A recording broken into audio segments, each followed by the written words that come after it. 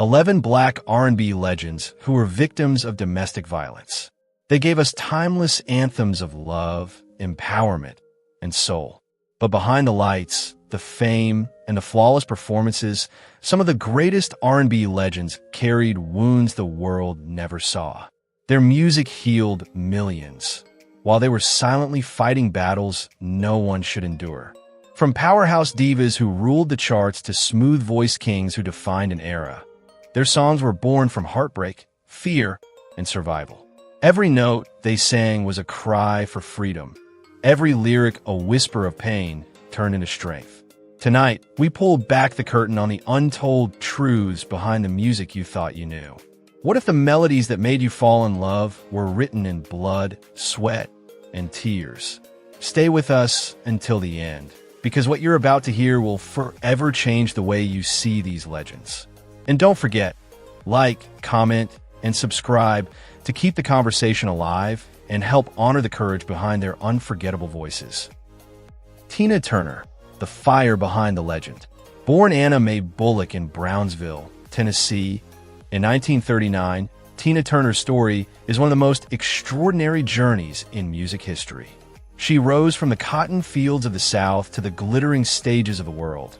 But behind the blinding spotlights and roaring crowds was a woman fighting silent battles no one could see. Her destiny changed forever in the late 1950s when she met Ike Turner. Together, they became an unstoppable force. The Ike and Tina Turner Review, electrifying audiences with explosive performances and timeless hits like River Deep, Mountain High, and Proud Mary. But behind the curtain, Tina's life was a storm. In her 1986 autobiography, Tina, she revealed the horrifying truth: years of physical abuse, financial control, and psychological torment. She described living in constant fear, trapped in a life that glittered on stage but bled in private. The breaking point came in 1976. After a brutal altercation on the way to a concert, Tina ran, escaping with nothing but 36 cents and a gas station credit card. She filed for divorce 2 years later, walking away from everything: the homes, the cars, the studio, but she fought for one thing: her name. Tina Turner. That name became her rebirth. Her comeback was nothing short of miraculous. In 1984, Private Dancer turned her pain into power. What's Love Got to Do with It swept the Grammys, selling over 10 million copies and cementing her as one of the greatest entertainers of all time. Over her career, Tina sold more than 100 million records, breaking barriers and redefining what survival looked like. But Tina's legacy went beyond music. She became a global symbol of resilience, using her voice to shed light on domestic violence and giving countless survivors the courage to speak out. Later in life, she found peace through Buddhism, saying it helped her heal the wounds no one else could see. When Tina Turner passed away in May 2023 at 83, the world mourned not just a performer, but a warrior. Her story wasn't just about fame. It was about freedom, faith, and the unbreakable will of a woman who turned pain into power. From victim to victor, Tina Turner remains an eternal reminder.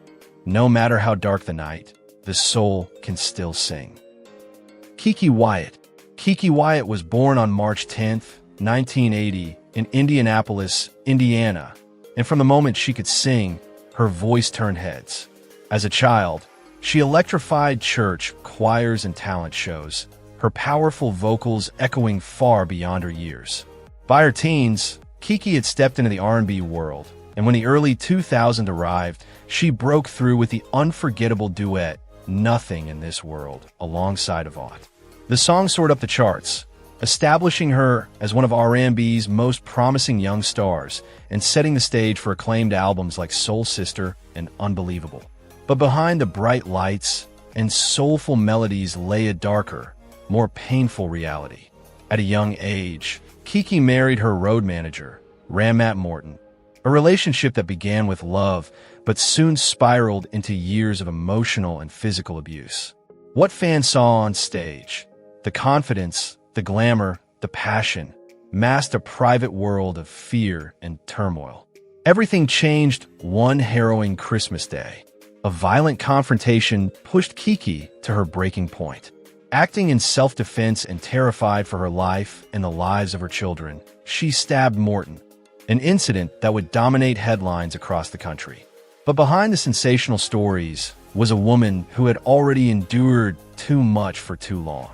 In 2009, she filed for divorce, refusing to be defined by trauma. Kiki chose survival over silence.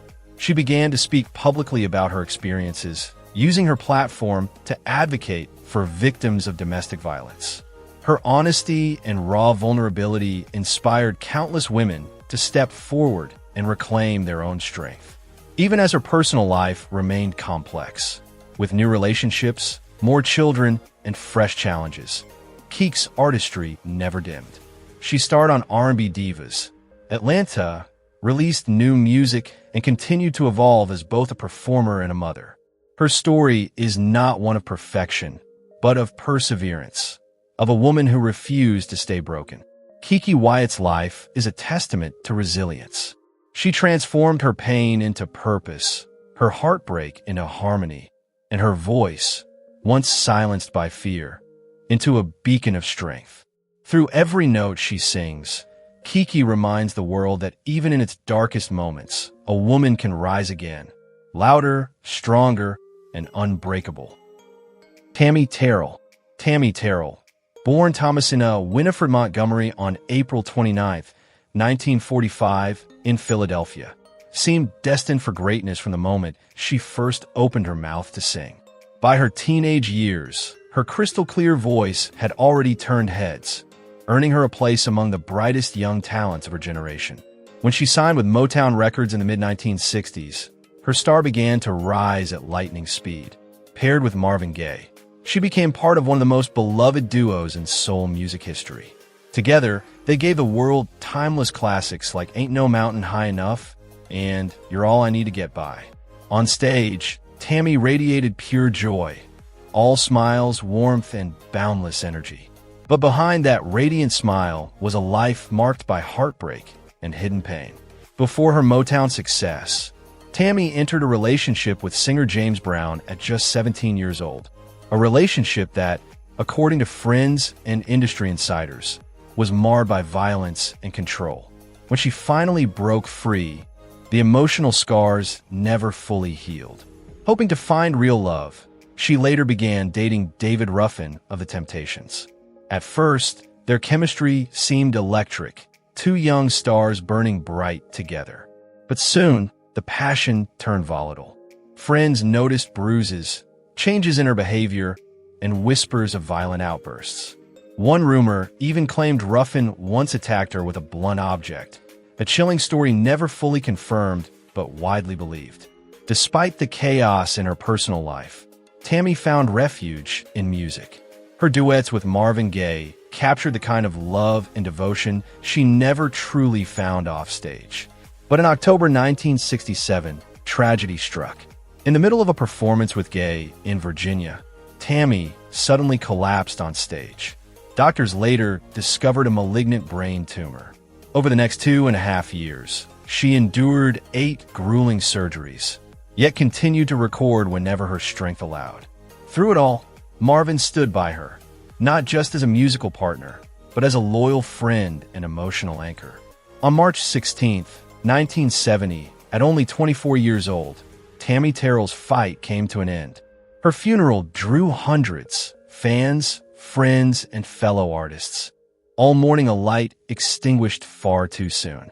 Marvin Gaye was so heartbroken he reportedly stopped performing for years after her death. Tammy's story isn't just about tragedy. It's about strength, courage, and the cost of brilliance. She sang of love and hope while carrying burdens no one should bear. Her voice still echoes through time, a haunting reminder that behind even the brightest spotlight, there can exist a darkness the audience never sees. Khalees, the woman who turned pain into power. Born on August 21, 1979, in Harlem, New York, Khalees Rogers wasn't just another voice in R&B. She was a revolution wrapped in neon color and raw attitude. With her genre-bending sound, fearless fashion, and unapologetic energy, she crashed into the late 90s music scene like a thunderstorm. Her breakout single, Caught Out There, became an anthem of rage and honesty, with that unforgettable scream, "I hate you so much right now." By 2003, her hit Milkshake wasn't just topping charts. It was reshaping pop culture itself. To the world, Khalees looked untouchable, bold, stylish, unstoppable. But behind that vibrant confidence was a private battle she kept hidden for years. In 2005, Khalees married rapper Nas, one of hip-hop's greatest lyricists. To fans, they were royalty, two icons in love, the picture of black excellence. But in a 2018 interview, Khalees revealed a much darker truth. She described a marriage marred by abuse, physical, emotional, and deeply traumatic. She recalled nights when she was left bruised, even while 7 months pregnant with their son. Nas denied her claims, sparking fierce public debate. But for Khalees, it wasn't about headlines, it was about healing. She admitted she had stayed silent out of fear, shame, and the belief that no one would believe her. When she finally spoke out, it was to reclaim her power and to let other women know they weren't alone. Khalees filed for divorce in 2009, citing irreconcilable differences. What followed was a bitter, highly publicized custody battle that drained her emotionally. Yet through it all, she refused to be broken. Instead of letting the pain define her, she transformed it. A graduate of the prestigious Luke Horton Blue Culinary School, Khalees reinvented herself as a chef, author, and entrepreneur. She built her own empire, one rooted not in fame, but in freedom. She launched a cookbook, hosted a cooking show, released independent music, and raised her children on her own terms. Looking back, Khalees called speaking her truth terrifying but freeing. It stripped away years of silence and turned her story into a voice for others still trapped behind closed doors. Today, she stands as a symbol of resilience, a woman who took back her narrative and turned pain into purpose. Her journey is a reminder that survival isn't just about escaping the darkness. It's about finding the courage to shine through it. Whitney Houston. Whitney Houston, a name that once meant pure perfection.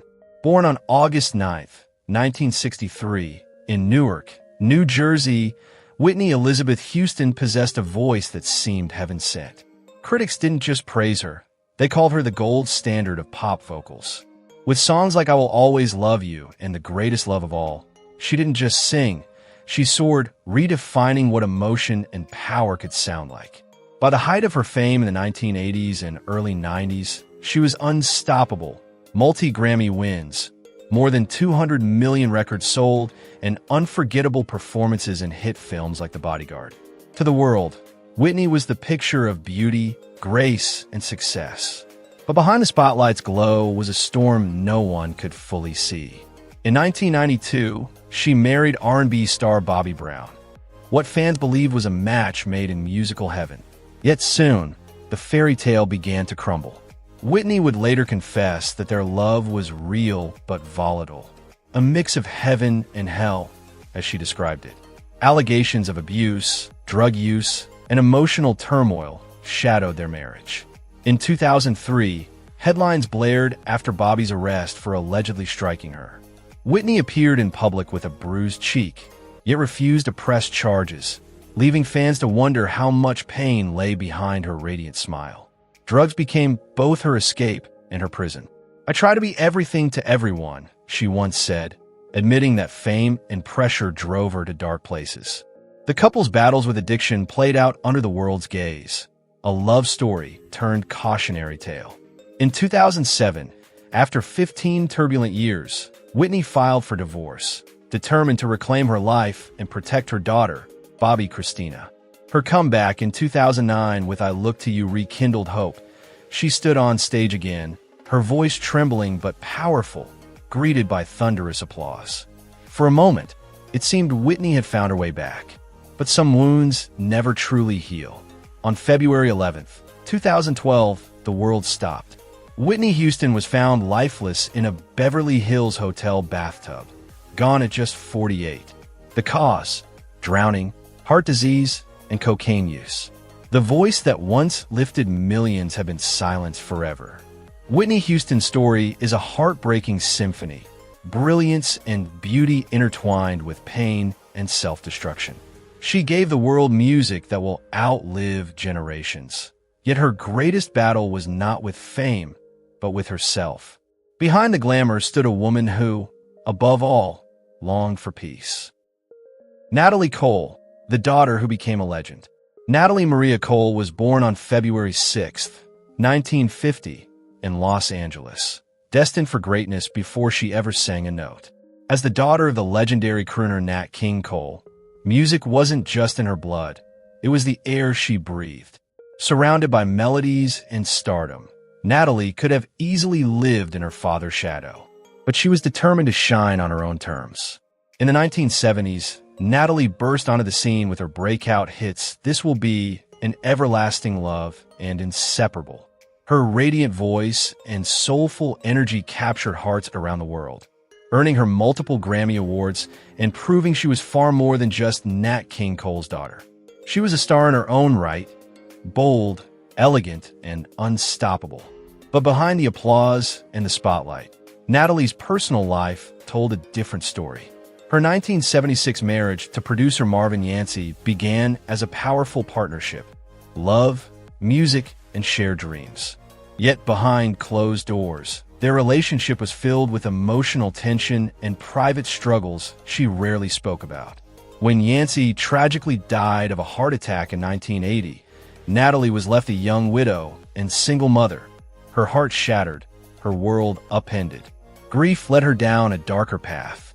By the early 1980s, Natalie was battling addiction to heroin and crack cocaine. Fame became a mask for her pain. She once admitted those years were filled with loneliness, confusion, and deep self-doubt, a time when her success on stage sharply contrasted the chaos consuming her offstage. But Natalie refused to let her story end there. In 1983, she entered rehab and emerged reborn. Her 1987 comeback album Everlasting was a powerful declaration of resilience, featuring hits like Jumpstart My Heart and I Live for Your Love. Fans rejoiced to hear that unmistakable voice again, one deeper, wiser, and richer with experience. Then came Unforgettable, with Love in 1991, a masterpiece that changed everything. Her duet with her late father on Unforgettable was haunting, beautiful, and historic. The album sold over 7 million copies in the US and won 6 Grammy Awards, including Album of the Year. It was more than a triumph. It was a spiritual reunion between father and daughter, and a moment of healing for millions. In her later years, Natalie battled health issues, hepatitis C, kidney failure, yet she never stopped performing, never stopped inspiring. Even in frailty, her voice carried the same warmth and grace that had defined her for decades. When Natalie Cole passed away on December 31st, 2015, at age 65, the world didn't just lose a voice. It lost a survivor, a woman who turned pain into poetry and redemption into song. Her legacy remains everlasting. Chaka Khan, the queen who turned pain into power. Born Yvette Marie Stevens on March 23, 1953, in Chicago, Illinois, the world would soon know her as Chaka Khan, the unstoppable queen of funk. By the early 1970s, she was already igniting stages as the fiery lead singer of Rufus, delivering timeless hits like Tell Me Something Good and Sweet Thing. When she launched her solo career in 1978 with the anthem, I'm Every Woman, her place in music history was sealed forever. But behind that powerhouse voice and magnetic presence was a woman fighting private battles the public never saw. Chaka's early years in fame were marked by chaos, turbulent relationships, emotional pain, and a constant struggle for control amid the whirlwind of stardom. Friends would later recall how she endured partners who were possessive, volatile, and sometimes destructive, all while balancing the brutal demands of fame. Her music often whispered what her lips wouldn't say. Beneath the fearless stage persona, there was a heart that had been bruised more times than the world could imagine. As success soared through the 1980s with hits like Ain't Nobody And through the fire, Chaka was also battling an invisible enemy, addiction. Alcohol and drugs became her escape, the price she paid for living under relentless pressure and heartbreak. "I was loved by millions," she once said, "but I didn't always love myself." The spotlight that once felt like a dream became both her stage and her cage. Yet through it all, her artistry never dimmed. Every note she sang carried pieces of her truth, pain, resilience, and redemption woven into sound. Fans could feel her. They knew the soul behind that voice had lived what she sang. By the early 2000s, Chaka decided to reclaim her life. She entered rehab, embraced sobriety, and began speaking openly about her past, transforming her pain into a message of hope. She became an advocate for self-worth and survival, especially for women in the music industry who had walked the same dark roads. Her comeback wasn't just musical, it was spiritual, collaborating with younger artists, mentoring new voices, and continuing to shine well into her later years. Chaka proved that true power comes from healing, not hiding. In 2023, she was inducted into the Rock and Roll Hall of Fame, not just as a performer, but as a survivor.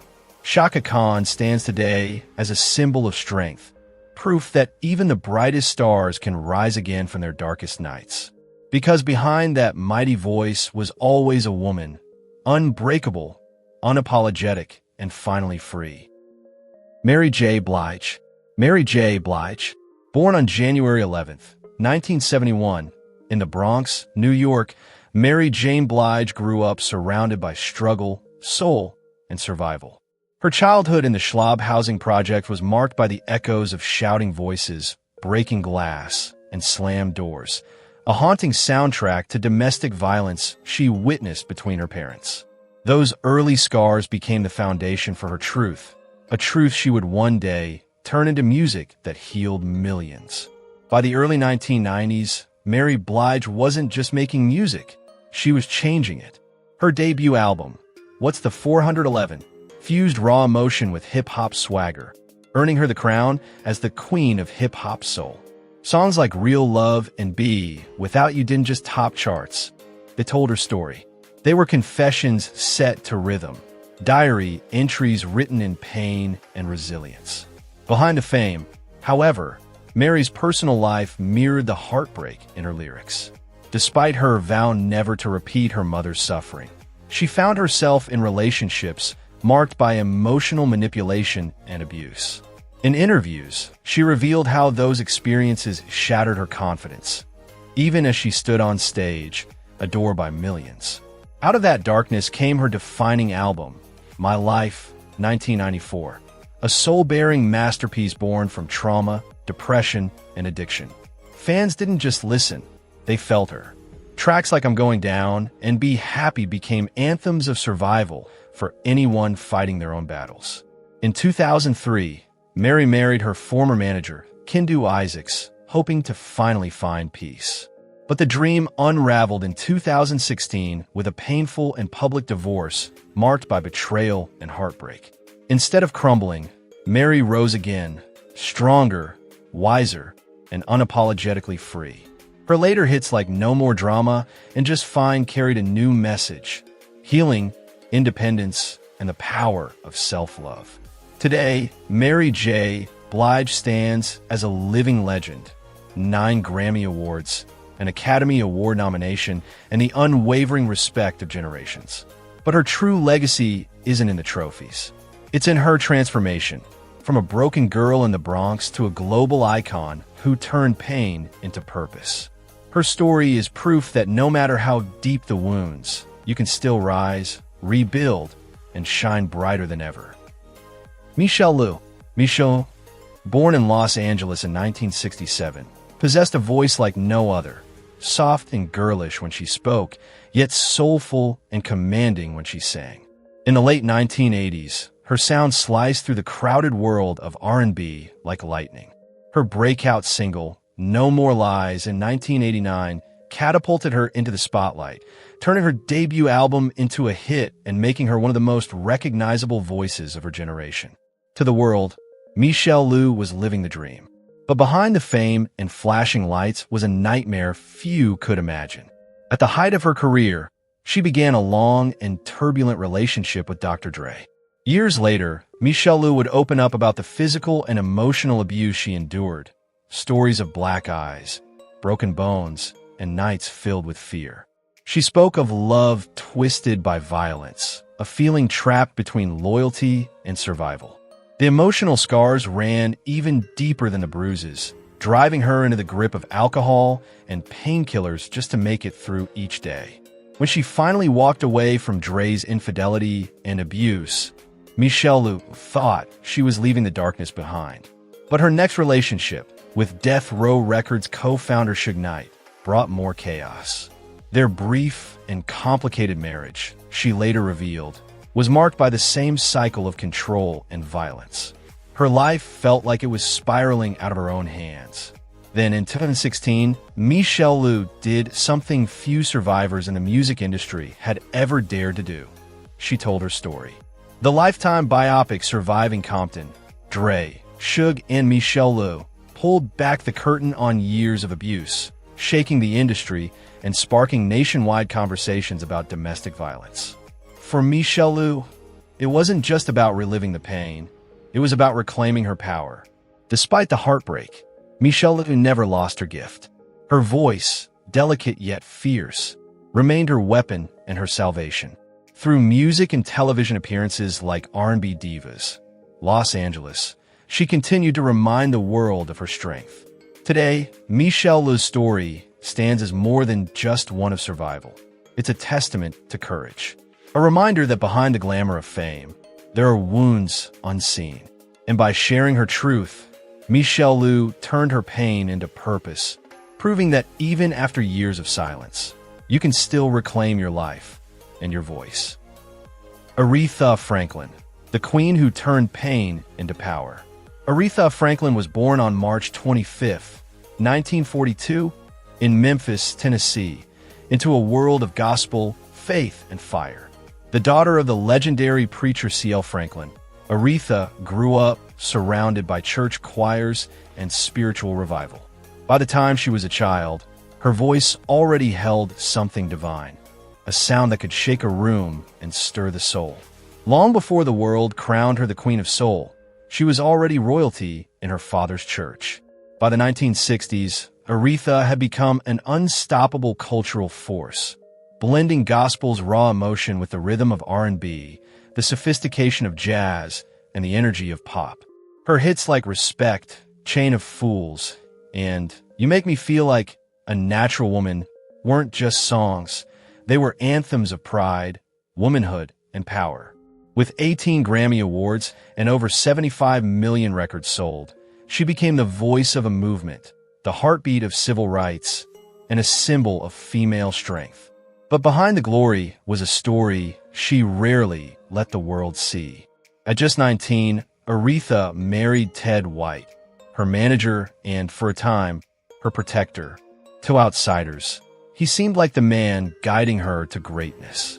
But those who knew them privately described a storm behind closed doors, a relationship marked by jealousy, control, and emotional turmoil. As her fame rose, so did the tension.